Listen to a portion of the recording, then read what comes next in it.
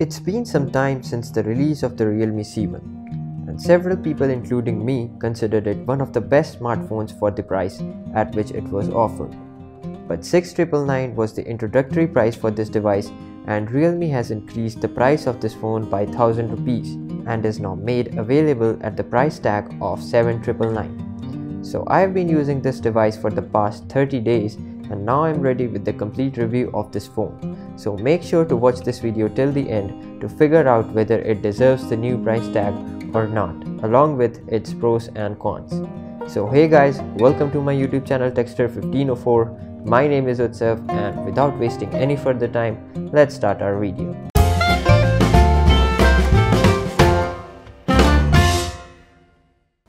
Before starting this video, I'd like to say that I've created a lot more videos dedicated entirely on the Realme C1. So make sure to check them all out, as I'll be leaving the link to those videos down in the description box.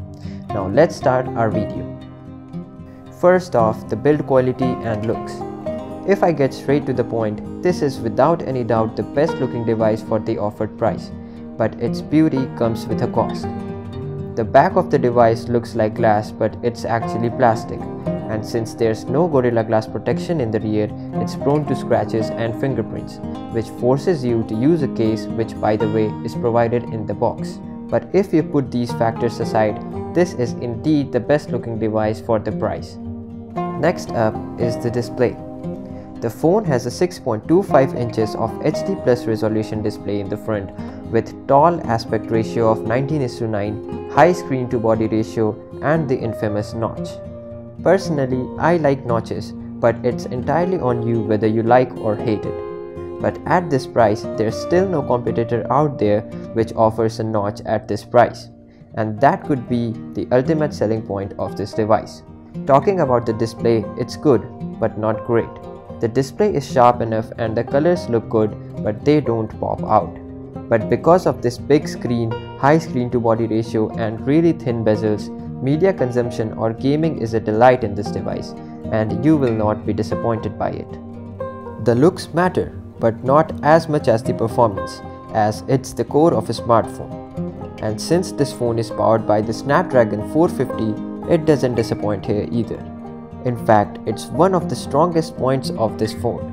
Switching through the apps is smooth and RAM management is also acceptable. Apps open and close fast, and app load time is also quick. Hence, you definitely won't notice any lag while using this device on a daily basis. But on really heavy usage, you will notice bit stuttering, which is expected from a budget chipset like this and is no new thing in this price segment. Next up is gaming. Now I wouldn't talk a lot about gaming in this video since I've created a dedicated video about the complete gaming review of this device. So make sure to check it out from the description box below to get the complete idea of its gaming capabilities. Now no matter how good the display is or how powerful the processor is without a powerful battery. And once again the Realme C1 made sure to check the box again, as it is powered by a massive 4250 mAh battery. On daily usage, the device always lasted more than a day on a regular basis. The only day when the battery lasted for just a day was when I did extended PUBG session with my cousins, and it was expected since we played non-stop for hours. But on low-end games or on casual gaming sessions, the battery didn't tend to drain, which was great indeed. You can easily get about 1.5 to 2 days of battery life from this device, and the good thing is that it doesn't even heat up during gaming, which shows that the optimization is great too. Now let me talk about the things which are not so good in this device. First off, the software. The Realme C1 runs on a custom skin from Oppo called ColorOS, which is far from being stock. But if a device is not stock Android, then that does not have to mean that the software should be bad. As we have already seen from Redmi phones, MIUI, that custom skins can be great too. But that is not the case with this device. I'm not trying to say that the software is not optimized or buggy, but what I'm trying to say is that it doesn't feel complete. For example, swiping down on the home page will not bring down the notification drawer, or touching and holding the home page would not do anything, and there's no separate option to change the wallpaper, as you need to go to the gallery and from there you need to pick up the photo and then select it as your wallpaper. There's even no option to see the screen on time of the device in the battery section. And the most annoying of them all is that apps or games can't be transferred to SD card. Little things like this break the deal for me in the software section. You wouldn't notice any lag or anything in the UI, but these are the things that you definitely need to know before you buy this device. Now finally, let's talk about the camera.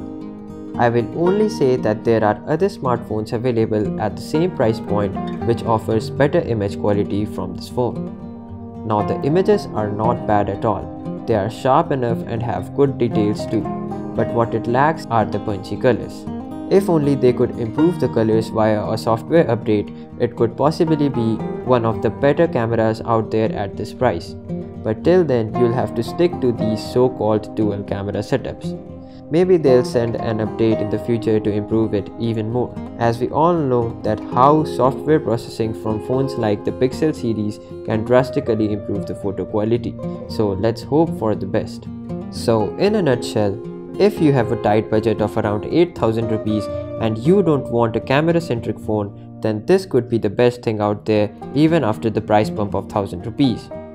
But if you want a better camera smartphone, then there are other options that you can consider. After the price bump, it's a little less value for money now, but still a very good value for the money. So this was it for today guys. I hope you liked this video, and if you did, then please leave the like button turned on, share it with your friends, and subscribe to my channel for more awesome videos like this. So I'll see you in my next one. Till then, goodbye.